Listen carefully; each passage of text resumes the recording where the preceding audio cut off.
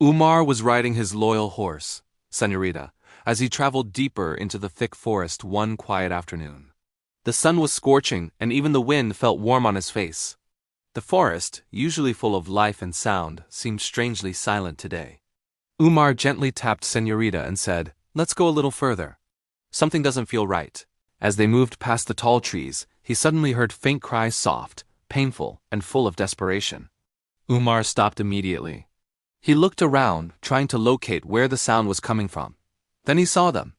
High on the branches of the giant trees were birds of every color: sparrows, parrots, mynas, doves, woodpeckers, even eagles. But none of them were flying. They were all sitting still, heads bowed down, wings drooping, and eyes full of sadness. Their soft cries echoed through the forest like the sound of a broken heart. Umar felt a shiver run through him. He had never seen a forest like this filled with life but drowning in sorrow. He looked up and asked softly, "What happened to all of you?" A small yellow sparrow flapped weakly and replied in a trembling voice, "Water? We have no water. All the ponds have dried. The riverbed is empty. We haven't had a drop to drink in 2 days." Another wounded pigeon added, "Our chicks are hungry. Our throats are dry. We can't fly far enough to search for water. We are slowly dying." Hearing the birds speak with such grief made Umar's heart heavy. He looked around and realized the forest floor was completely dry. The small stream that usually flowed peacefully had turned into cracked mud.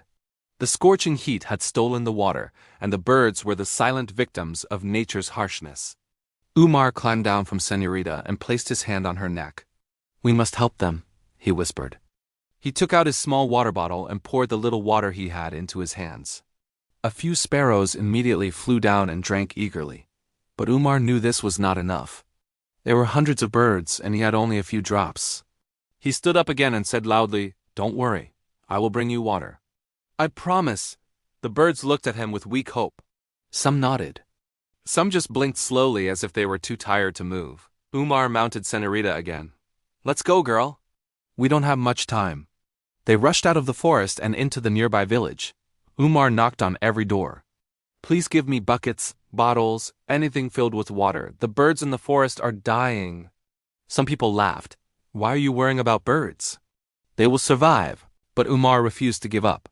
He went from house to house until finally, a few kind villagers agreed to help. Soon Umar had filled 8 big clay pots, several buckets, and multiple bottles with clean, cool water. He loaded everything on a wooden cart and tied it behind Senorita. "Run, girl! They're waiting," he urged. Senorita galloped back into the forest as fast as she could. The moment Umar entered the dry area, the birds lifted their heads weakly. Their eyes brightened. Hope returned. Umar began pouring water into small bowls, onto leaves, into tree hollows, any place where the birds could reach. The thirsty creatures rushed down, chirping loudly, drinking as if they had found life again. Some birds cried tears of relief. Some flew around Umar joyfully. Others simply sat near him, their eyes saying, "Thank you," in the purest language of nature. One old parrot landed on Umar's shoulder and whispered, "You saved us, son. Today, you became the voice of the forest." Umar smiled with wet eyes. "No, I just did what any human should." He kept returning for many days, bringing water until the clouds finally gathered and rains returned. The forest bloomed again, and the silence was replaced with songs of joy.